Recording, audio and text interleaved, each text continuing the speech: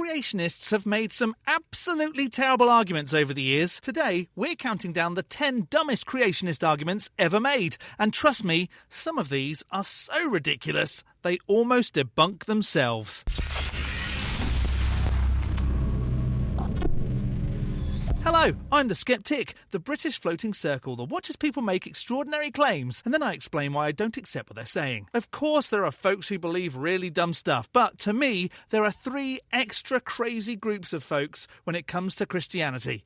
Mormons, with their part 3 of the biblical trilogy, Pentecostals, those crazies who use snakes in their sermons, and young earth creationists, with far too many dumb things they claim about God, science, and the age of the earth. In this video, we're going to list the top 10 most stupid things creationists say. But before hearing the top 10 countdown of religious silliness, if this isn't your first Skeptic video, hit the like, the subscribe and the bell, and maybe the algorithm will start putting better top 10 videos in your suggested feed. And a super thanks to those that hit super thanks in some recent videos. Rob Dorlaw. And a big thank you to channel members who get to use Lisa the Rainbow Giraffe and more hen emojis. Lisa the Rainbow Giraffe bestows leaves upon you all. More hen. So, at number 10, according to some creationists, the Flintstones was a documentary. You can get books that they read to 2- and 3-year-olds on dinosaurs. Open it up. The first sentence in the book says, millions of years ago. As we know, modern science teaches dinosaurs died off about 65 to 70 million years ago. So, what's the truth? Is it possible that dinosaurs have ever lived with mankind? Those are the kind of crazy eyes that only someone who believed that foolishness could have. Poor Eric Hovind. In this session, we're going to be looking at some of the pieces of evidence that show dinosaurs and man didn't live millions of years apart. If dinosaurs were here 65 million years ago and man just, according to the evolution worldview, evolved 3 million years ago, we got about a 60 some odd million year gap. But we see evidence of them coexisting. Right. This causes a huge problem. I think the problem is that you have to really stretch any evidence to accept that dinos and peoples live together. But finish what you have to say before we put this to bed. But will you be using the Bible in this particular excerpt? Of course. Oh, bloody hell. Well, there's the problem, Eric. The Bible isn't proof. It's a claim. So when it comes to the Bible, no one cares! Well, the thing is, of course, the word dinosaur doesn't appear in the Bible. That is exactly right. And many people say, well, hang on, are dinosaurs in the Bible? The word dinosaur is not, because in the English language, it's a pretty new word. It was just invented in 1841. When, according to you, the Earth is only a couple of weeks old or something. By a guy named Sir Richard Owen. Yes. Right. He was the curator at the British Natural History Museum. That's correct, yes. And he coined the term dinosaur. Before they were called dinosaurs, these creatures were referred to as dragons. Well, we're kicking off the top 10 dumb things creationists say with a real doozy. Yes, dragons and unicorns are mentioned in the King James Bible, but scholars agree that those are mistranslations and are probably talking about cows and reptiles. So are you saying that T-Rex, Allosaurus and Deinonychus are dragons? Are you saying that this fat, scaly cow is also a dragon, poor Triceratops? There's no evidence of humans and ancient dinosaurs living together. Sheesh, never mind that humans first really started appearing on the scene just over 300,000 years ago, and demonstrable dating methods that can be repeated show the age of when dinosaurs lived pretty precisely. Thank you, science.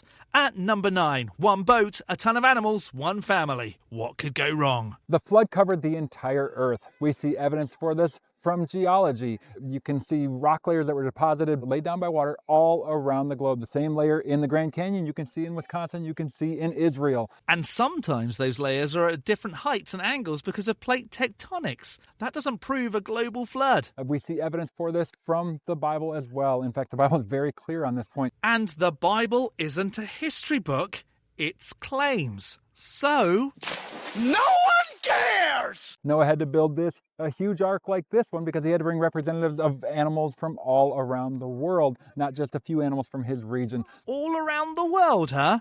So is that why you see kangaroo fossils in Asia as those roos made their way back to Australia? Tapir fossils in Europe as they made their ways back to South America?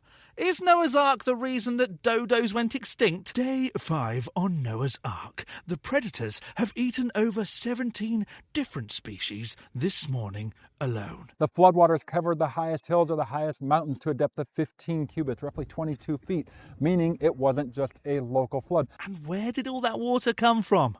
Where did it go? Noah had to bring flying creatures on board the ark. It was just a local flood. Why would he do that? No, he had to bring the flying creatures because it was a worldwide flood. I mean, at this point, can't we just say that it didn't ever happen? So Noah didn't bring flying creatures on the ark because there was no ark. In fact, God put a rainbow in the sky at the end of the flood, said this is a promise that he would never do this again, meaning it wasn't just a local flood because we still have those today. So the God still causes local floods as a taster of its powers?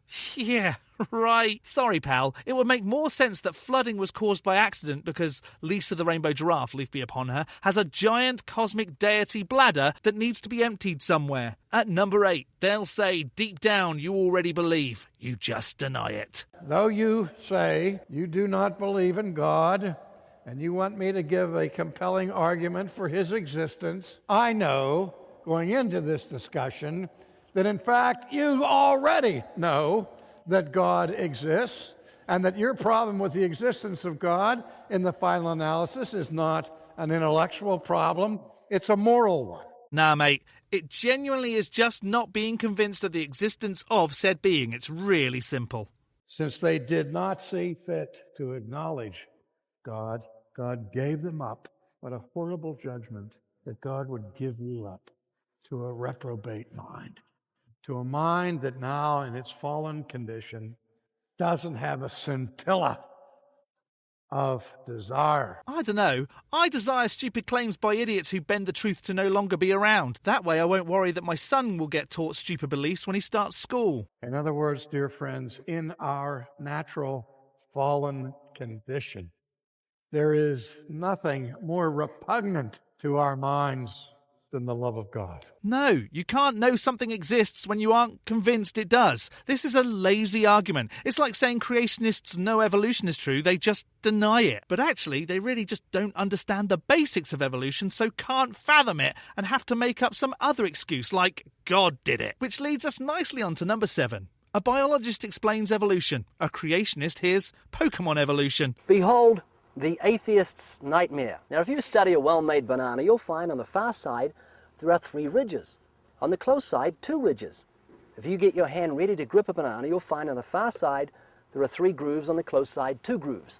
The banana and the hand are perfectly made one for the other. You'll find the maker of the banana, Almighty God, has made it with a non-slip surface. It has outward indicators of inward contents: green, too early; yellow, just right; black, too late. Now, if you go to the top of the banana, you'll find, as with the soda can makers, they placed a tab at the top. So God has placed a tab at the top. When you pull the tab, the contents don't squirt in your face. You'll find the wrapper, which is biodegradable, has perforations. Notice how gracefully it sits over the human hand. Notice it has a point at the top for ease of entry. It's just the right shape for the human mouth. It's chewy, easy to digest, and it's even curved toward the face to make the whole process so much easier. Who wants to tell him that the very first bananas looked something like this, and it was human intervention that caused the look of the banana that Ray Fart is off here?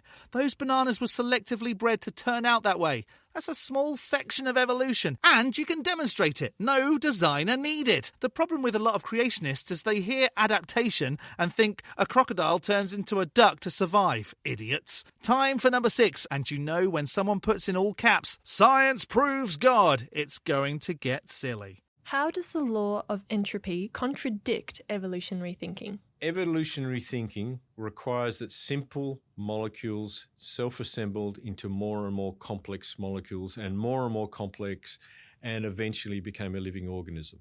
The trouble is, as you add complexity, the law of entropy, the law of randomness is pushing you back the other direction. You're trying to go up the hill, but it's pushing you down the hill. So the law of entropy leads to decay of complexity. And what we see in living organisms is complexity that didn't come from simplicity, because that violates the laws of thermodynamics. Now, I may be getting this wrong, but doesn't this only get affected in a closed or isolated system? The Earth has outside help from the sun for starters, so that's not closed or isolated. My other favourite sciencey God stuff is that... You know that scientists have actually found God's name in human DNA? In studying the nucleic acids, they found a sequence of 4 specific letters that repeated itself consistently in every person's DNA. These 4 letters spell a word that's found in the Hebrew dictionary. It spells the name of God. This is just one of those signs of God revealing himself to his creation. The letters in DNA are representations of the chemicals found within. Those letters are ATGC, so unless the God is called 8-Gok, I think you're pretty wrong. In at number 5, the Earth is only 6,000 years old, despite, every field of science ever saying otherwise. Now here's some scientific evidence proving the Earth is about 6,000 years old, as the Bible teaches. Number 1, we find soft tissue in dinosaur fossils, okay? Secular scientists say that dinosaurs lived millions of years ago, but of course this is false. Soft tissue doesn't necessarily indicate short time periods, but it does open up a fun game of how did this happen? Let's find out. Societies as late as the 17th century tell us of giant reptiles flying throughout the air that don't have feathers. These are clearly dinosaurs. So some of them probably went extinct as late as 400 years ago. Or large fruit bats. Maybe even flying squirrels. Number 2, the Earth's magnetic field is decaying over time. If you go back millions of years or billions of years, then the Earth would be way too hot to have water on it, therefore life could not develop. And didn't it take 500 million years from the forming of the Earth to water? That's a long time to cool down, Amot. Number 3, the fact that comets exist. Scientists have proven that comets do not last billions of years because the icy material that comets are made out of melts anytime it goes near a star. Those same scientists who say that comets are leftovers from the dawn of our solar system 4.6 billion years ago, sure. But I think the most convincing piece of evidence is that God created the heavens and the earth in 6 days, as the book of Exodus tells us. That is eyewitness testimony from God himself. So the God wrote in a book that God created the earth, and you can't dispute it because no one else was there to see it. I told you YEC says some crazy shit.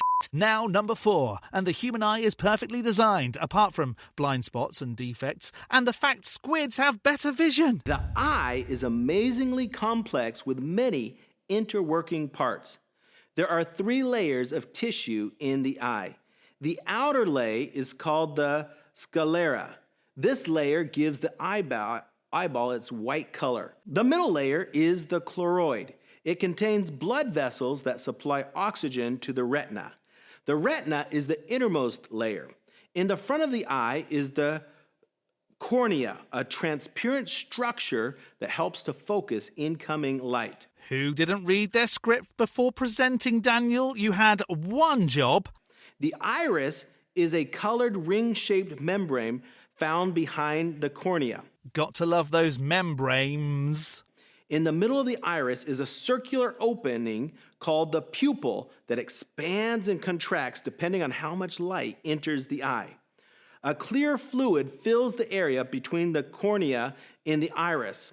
Behind the pupil is a clear structure called the crystalline lens. This lens is surrounded by small muscles that hold it in place and that also assist in helping us see. To see objects far away, the muscles relax, pulling on the lens and flattening it. To see objects close at hand, the muscles contract, causing the lens to thicken. All right, we get it. You can read how eyeballs work. Now get to the stupid part. The eye is far more sophisticated than a camera. Yet no one thinks that a camera came into existence by chance. But not only does the evolutionary narrative insist that eyes are the result of chance, it insists further that the staggering complex organ randomly developed not just in one species, but in many species at the same time. The odds of this happening are astronomical. The fact that I can see anything at all makes me say, yes, God is there. A sensor that points away from light, that degrades for certain people depending on use, that doesn't work in some cases. What poor design. The eyeball is like a cell phone that drops calls unless you're standing at the precise angle. If it was designed, the designer needs to be fired. Into number 3, and get ready for a checkmate, atheists. If humans came from monkeys, then why are there still monkeys? You too old to be believing in evolution with your stupid mother. Evolution say people came from monkeys. And the question is, why is there still monkeys, you dumb mother? Do I even need to point out that humans didn't come from monkeys? We share a common ancestor with the other great apes. Duh. If people in the USA came from Britain, why are there still British people, you dumb mother you? Quick slide into number 2. How on earth can atheists be moral? Not murdering people needs divine instructions. So how might we know right or wrong? We may know it from the law written on our hearts. We may know it because we're taught by our parents or our society. We may know it through education. We may know it in a number of different ways. But that epistemological question, in my view, is not as important as the ontological question. Because atheists know right from wrong just like we do. But they can't explain why there's a right or a wrong unless God exists. No. Basic human empathy can get you that answer. Why do creationists hate that word so much? Atheists, on the whole, do just fine without religion. But gods, on the other hand, encourage genocide and even calling for child death by bear for calling a man bald. Sheesh. And then finally, at number 1, we have the Shouting Makes It True School of Creation Apologetics. You're going to get sent to hell for not believing in Jesus Christ. All y'all going to hell. My wife is going to hell. My kids is going to hell. You are going to hell. Oh, you're on your way to hell. You must repent. Maybe I'll finally get a tan. You see, if hell was real, and it's the opposite place to where these folks would be, sign me up. I couldn't think of anything worse than an eternity with the folks from these videos. There you have it, 10 dumb creationist arguments in an equally dumb order, because really, they're all as stupid as each other. Which one do you think is the dumbest? Did I miss one that should have made the list? Let me know in the section below. I'm going to skeptic this as more creationist stupidity that we don't have to worry about. A big thank you to this month's top level ticks on Patreon. Dark Ether Piao, Tamo, The Barely Bearable Atheist, George, Godless Granny, Addy Rockhart, The Enixes, Jakari, Elizabeth, Whiskey Tech Fred, Rick and Ray, as well as all the $3 base ticks and channel members. You can become a supporter on Patreon too at patreon.com/theskeptic. The link is in the description, along with links to all my other socials, or become a member by hitting the join button below this video. Don't forget to hit the like button and subscribe if you haven't already. From me, the Skeptic, stay safe, keep thinking logically, and ask questions. Skepticism is the first step towards truth. See you next Saturday.